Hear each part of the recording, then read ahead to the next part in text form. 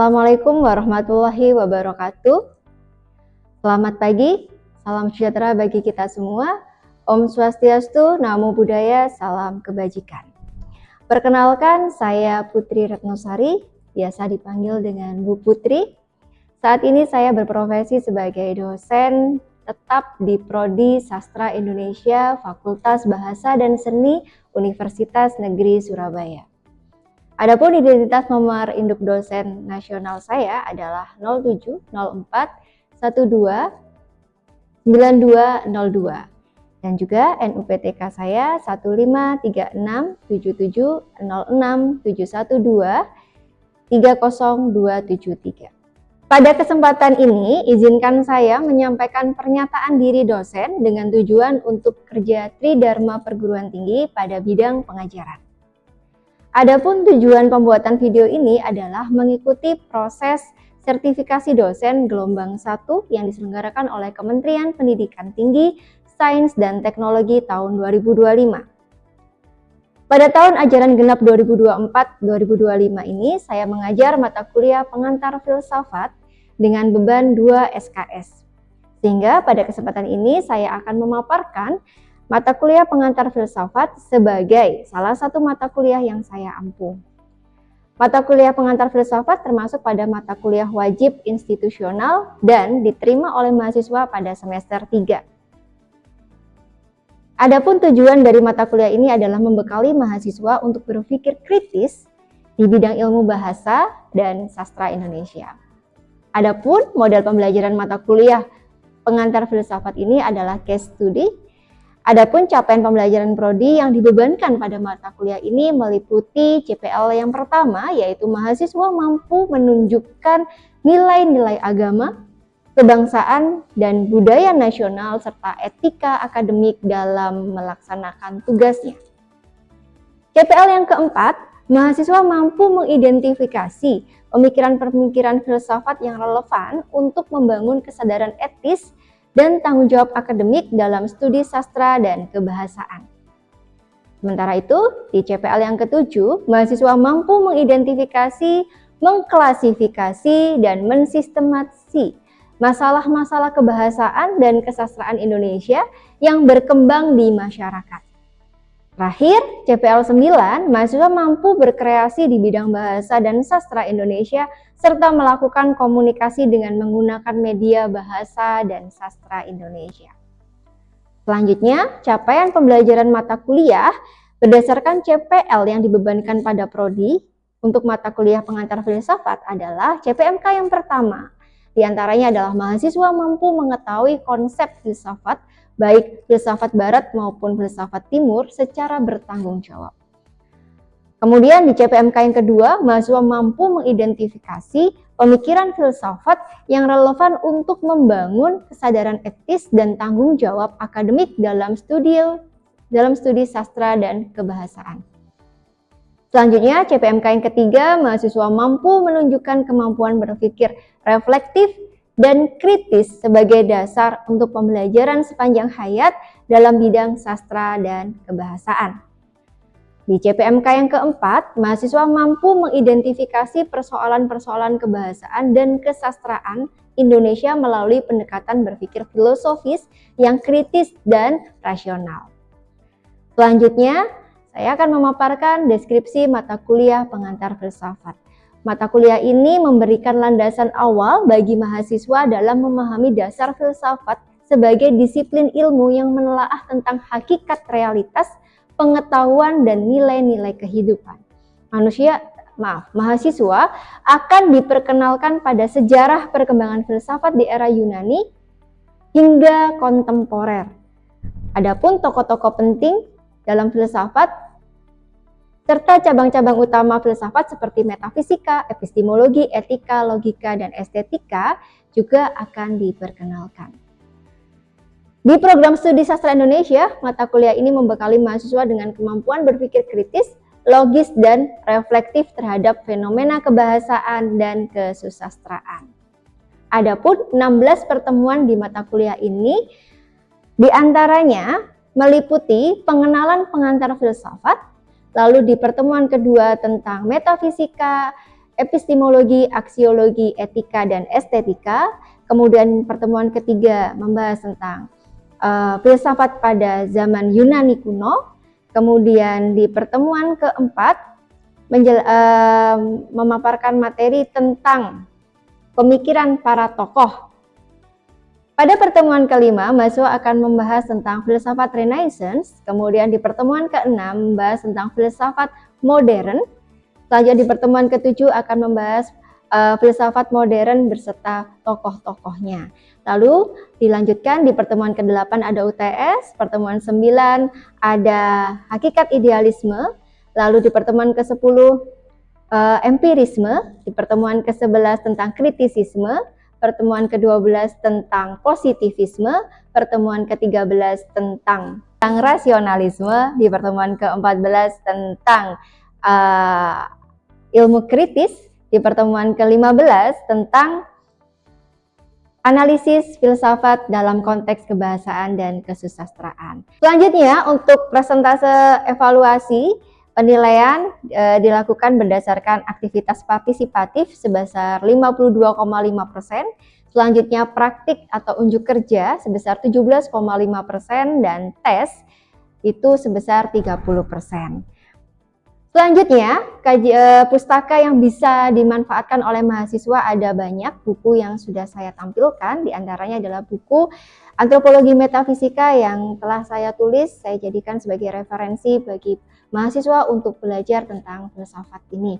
Adapun buku-buku yang lain seperti What is this thing called Philosophy, karya Pickert, kemudian Filsafat Ilmu dan Logika, Purwohusodo, ada Batas Nalar, karya Kalni, ada Surya Sumantri, Filsafat Ilmu, Fardiansyah, dengan judul buku Filsafat Ilmu Komunikasi, kemudian ada Rasionalitas dan Perilaku, karya Kalni, ada Value, Philosophy and Belief, karya Crutch, Sikap Ilmiah dan Politik Kebudayaan, tulisan Claydon, Aku dan Budaya, tulisan Nur Hadi, Filsafat Sastra dan Budaya, tulisan Sutrisno Muji, dan Filsafat Ilmu Komunikasi, tulisan Fardiansah. Demikian yang bisa saya sampaikan. Selanjutnya adalah video pembelajaran. Terima kasih atas kesempatannya. Wassalamualaikum warahmatullahi wabarakatuh. Baik, Assalamualaikum warahmatullahi wabarakatuh.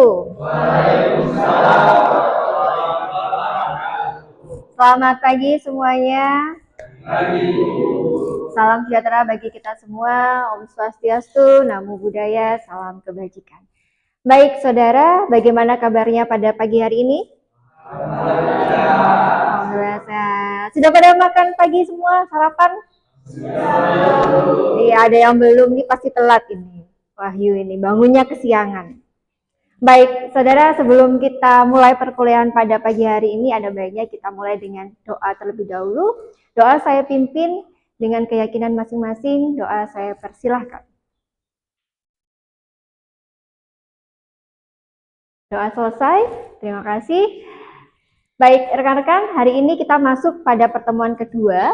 Ya, sebelum memulai materi pada pertemuan ini, saya ingin tanya dulu bagaimana materi minggu lalu, ada yang masih ingat?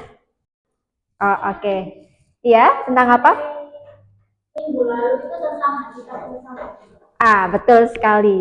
Minggu lalu selain kontrak perkuliahan yang sudah saya jelaskan, saya sudah membahas tentang hakikat filsafat atau pengantar filsafat. Materi hari ini rekan-rekan juga sudah bisa unduh di SSO, ya. Sudah saya sematkan materi kita untuk panduan rekan-rekan belajar, gitu ya. Baik, kita langsung masuk ke materi selanjutnya. Sesuai dengan RPS yang sudah saya bagikan pada pertemuan pertama kemarin, CPMK pada pertemuan ini adalah mahasiswa mampu mengetahui konsep-konsep dasar filsafat, baik filsafat barat maupun filsafat timur secara bertanggung jawab. CPMK ini diambil berdasarkan CPL yang dibebankan oleh prodi kepada mata kuliah, ya. Yaitu CPL-nya adalah mampu menunjukkan nilai agama, kebangsaan, budaya, nasional, dan etika akademik dalam melaksanakan tugas, begitu ya. Jadi harapannya sekarang setelah saudara mengetahui tentang hakikat filsafat pada pertemuan pertama, sekarang saudara mengetahui cabang-cabang dalam filsafat, gitu ya. Oke. Adapun lingkup pembahasan pengantar filsafat pada pertemuan hari ini adalah filsafat sebagai pintu masuk dalam memahami teori sastra dan linguistik.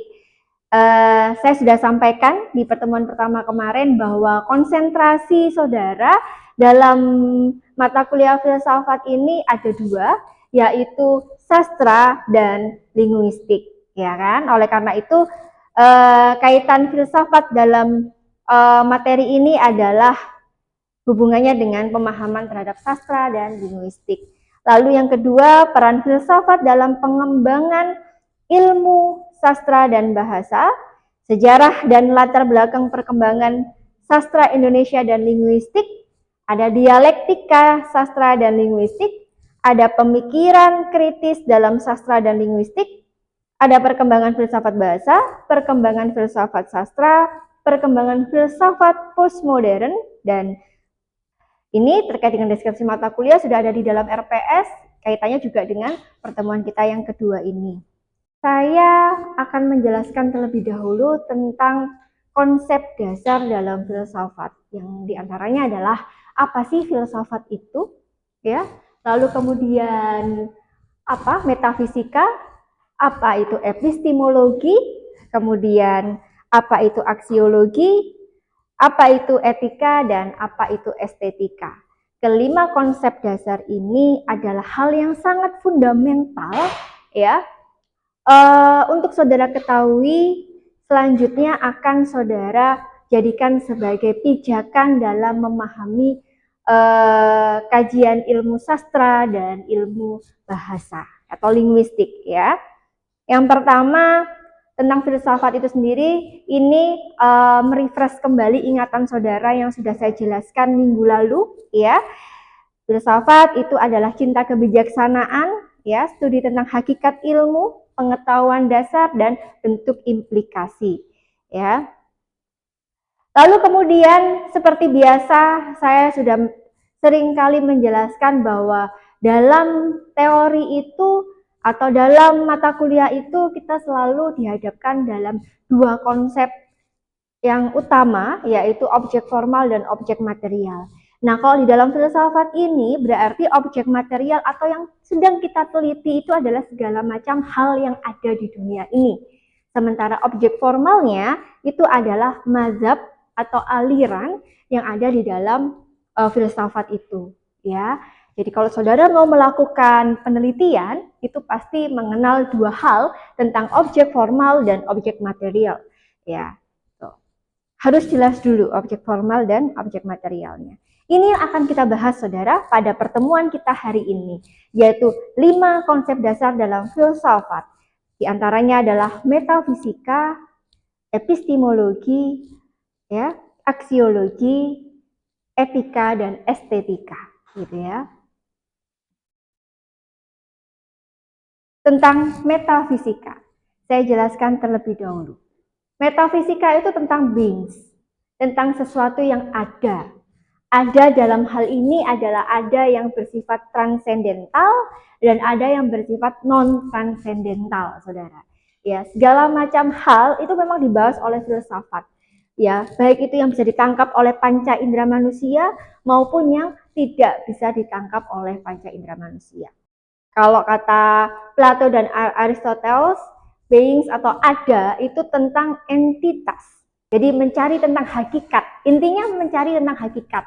Kemudian kalau kata Heidegger, bukan hanya ingin tahu ini apa, tapi apa maknanya. Ya, bukan hanya apa ini, tapi apa maknanya ini. Ya, itu beda ya. Itu kalau kata Heidegger. Lalu kemudian menggali dasar eksistensi dan menyatakan, kalau kata Prof. Joko Siswanto, ini adalah seorang guru besar dari UGM, ya, yang mengatakan bahwa metafisika itu berkaitan tentang penggalian dasar tentang eksistensi keberadaan suatu benda. Ya, benda itu ya bisa ini, bisa laptop dan sebagainya gitu ya. Kemudian apa sih yang membuat manusia itu ada? Oh, ternyata pemikirannya. Apa sih yang membuat manusia itu ada? Oh, ternyata karya-karyanya. Gitu. Jadi memang titik tolaknya adalah eksistensi atau keberadaan manusia. Gitu ya. Kemudian beda dengan pendapatnya Whitehead ya. Bahwa ada itu adalah aktualitas yang sudah jadi atau filsafat proses. Ya, sesuatu yang sudah jadi itu adalah ada itu ya. Jilbab itu tidak akan menjadi jilbab kalau dia tidak dijahit dulu ya. Kalau dia kain selembaran gitu apa kita sebut sebagai jilbab, tapi kalau dia sudah dijahit pinggir-pinggirnya gitu ya, atau dikasih motif ya layaknya segi empat begitu, dia akan bisa jadi jilbab gitu ya. Kemudian dalam buku Antropologi Metafisika yang saya tulis, yang jadi referensi rekan-rekan semua, juga menunjukkan bahwa metafisika itu adalah bentuk isu atau fenomena realitas yang dihadapi oleh kita saat ini. Ya. Tuh. Kemudian, coba dari gambar ini, ya, coba bermetafisika, Wahyu. Ya, apa metafisika Mawar? Oke, baik, izin menjawab. Metafisika dari mawar sendiri adalah bunga yang berwarna merah, memiliki daun dan juga pada bagian batangnya terdapat duri-duri kecil. Seperti itu, Ibu. Nah, betul ya. Rekan-rekan sudah memahami apa arti metafisika? Jadi ketika rekan-rekan sudah bisa mendefinisikan tentang sesuatu yang ada itu, berarti rekan-rekan sudah bisa bermetafisika. Walaupun tadi jawaban Wahyu masih kurang mendalam. Tidak apa-apa, kita sedang berproses. Lalu yang kedua adalah epistemologi. Epistemologi itu bisa kita artikan sebagai sumber pengetahuan. Dari manakah pengetahuan kita berasal? Nah, pengetahuan berasal itu dari berbagai macam sumber, saudara. Di sini hanya saya perkenalkan 5, diantaranya adalah rasionalisme, ada empirisme, ada kritisisme, pragmatisme, dan positivisme. Nah, kalau saudara memang merasakan garam itu adalah rasa yang asin, berarti ya saudara menggunakan sumber pengetahuan dari empiris atau pengalaman gitu ya. Sederhananya seperti itu. Nah, ini ada contoh. Ini adalah karya-karya sastra ya, contoh karya-karya sastra. Kira-kira karya sastra yang beredar itu sumber pengetahuannya dari mana? Campuran ya, ada banyak ya kan. Ya, mungkin bisa dari pengalaman, lalu bisa menuliskan karya sastra, lalu ada yang dari akal sehat, ada yang dari fenomena-fenomena, memotret fenomena, baru dia bisa menulis karya sastra. Memang ini ada banyak sekali pendapat saudara, saya ambil 3, yaitu pendapatnya Katsov ya, yang mengatakan bahwa nilai itu berkaitan dengan hakikat ya, tentang arti gitu ya.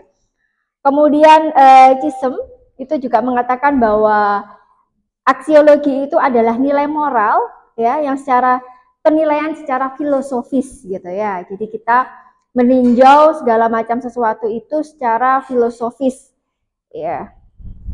Kemudian Prof. Kailan ya, seorang guru besar dari UGM itu juga memaparkan bahwa aksiologi itu sebenarnya muatannya adalah nilai lokal, apa yang terkandung dalam nilai dalam konteks lokal, budaya lokal gitu ya.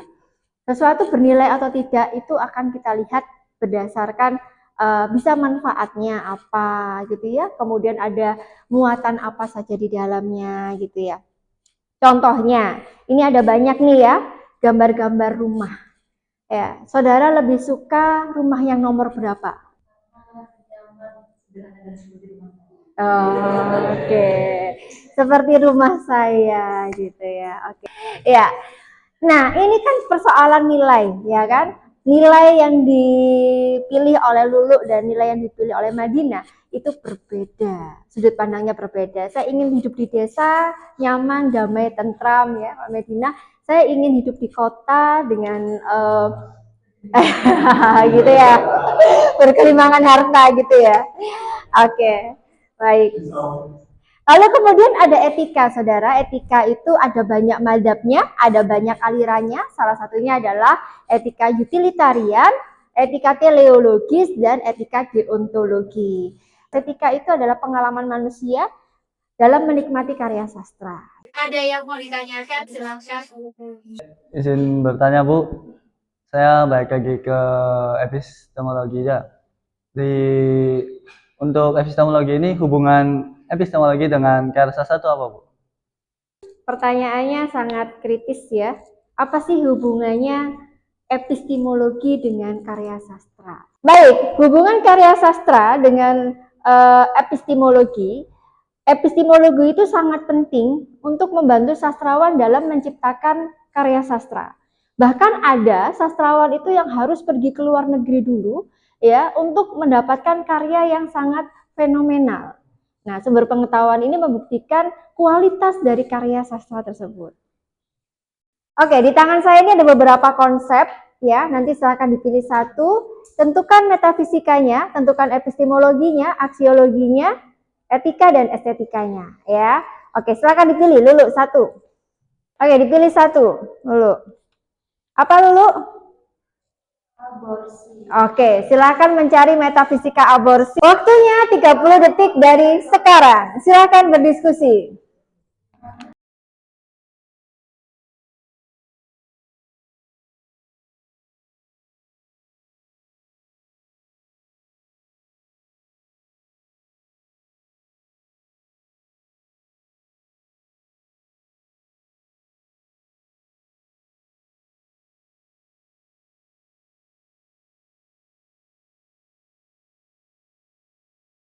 Oke, waktunya sudah habis untuk berdiskusi. Sekarang rekan-rekan bisa sampaikan pendapatnya. Hasil dari diskusi ya. Pertama adalah tim etika. Seperti yang dijelaskan tadi oleh Bu Putri, jadi kan etika tadi ada tiga, yaitu utilitarian, teleologis, sama deontologis. Kalau utilitarian tergantung manfaat. Nah, kalau kita lihat dari perspektif lain, aborsi ini tuh ada manfaatnya ketika di suatu konteks itu membahayakan janin atau kesehatan si ibu, maka itu mengandung manfaat untuk melakukan aborsi. Jadi itu dianggap benar. Kalau teleologis, dari perspektif teleologis yaitu tujuan akhir. Kalau tujuan akhir itu memang untuk kesehatan si ibu bayi, maka itu dianggap benar. Ataupun kalau konteksnya misalnya dalam kasus kekerasan seksual yang dimana ini melibatkan korban di usia muda yang tidak memungkinkan untuk melahirkan bayinya karena itu membahayakan untuk si ibu bayi juga, maka itu dianggap benar. Kalau itu dalam perspektif misalnya deontologis yaitu kewajiban moral, itu kalau konvensional ya kesepakatan masyarakat Indonesia itu membunuh itu adalah Oke, bagus sekali apa yang disampaikan oleh Nadifa. Bisa dipahami semuanya? Oke. Baik, dari kelompok metafisika akan menjelaskan tentang apa itu hakikat dari aborsi. Aborsi adalah tindakan menggugurkan kandungan dan mengakhiri kehamilan itu sendiri. Lalu bagaimana dengan tim estetika? Dari tim estetika menurut saya overall nggak ada, karena kan saya estetika kan kayaknya rasanya buat aborsi tidak ada hal yang menarik dan cantik. Tapi salah satu yang bisa saya lihat adalah rusaknya si bentuk rahim. Jadi karena kerusakan tersebut karena dikeluarkan secara maksa, otomatis secara estetika pasti nggak seperti awal karena dikeluarkan secara maksa. Oke, selanjutnya adalah pendapat dari tim aksiologi bagaimana aborsi menurut aksiologi.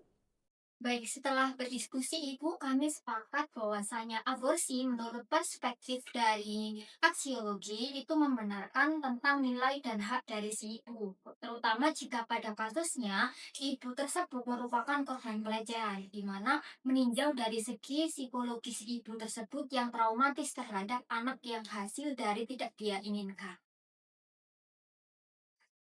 Jadi dari kelompok kami itu menyimpulkan bahwa dari sudut pandang epistemologi itu bahwa aborsi itu bukan tentang benar atau salah, tapi tentang siapa yang punya otoritas untuk mendefinisikan hal tersebut, menilai dan kemudian mengatur aborsi serta dari mana kebenaran. Kita sudah selesai aktivitas perkuliahan kita pada pagi hari ini. Sekarang saya ingin bertanya pada Rekan-rekan semua, adakah yang mau menyimpulkan hasil perkuliahan kita pada pertemuan hari ini? Dari kami, saya memberikan kesimpulan untuk mata kuliah filsafat hari ini. Jadi yang bisa saya tangkap dari mata kuliah filsafat hari ini itu ada 5 konsep yang disampaikan oleh Putri, yaitu metafisika, aksiologi, epistemologi, etika, dan estetika. Nah, di metafisika sendiri yaitu cabang filsafat yang membahas tentang hakikat, ada atau pemaknaan. Nah, di metafisika sendiri ada dua, yaitu transendental sama transendental.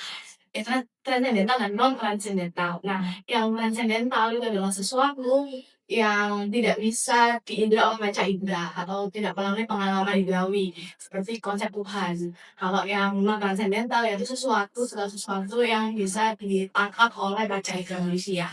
Yang kedua ada epistemologi, yaitu cabang filsafat tentang sumber pengetahuan. Kemudian ada aksiologi, yaitu kajian tentang nilai. Ada etika, yaitu cabang filsafat yang membahas soal sesuatu dianggap baik atau buruk. Kemudian ada estetika, yaitu kajian tentang keindahan. Baik, rekan-rekan semua, tidak terasa sudah selesai kita belajar tentang pengantar filsafat di pertemuan kedua ini. Minggu depan kita akan mempelajari kajian filsafat barat, khususnya dalam bidang linguistik, ya, bagaimana teori filsafat barat ditinjau dari perspektif para tokoh linguistik barat, ya. Oleh karena itu, silakan dibaca materi yang sudah saya sematkan di SSO.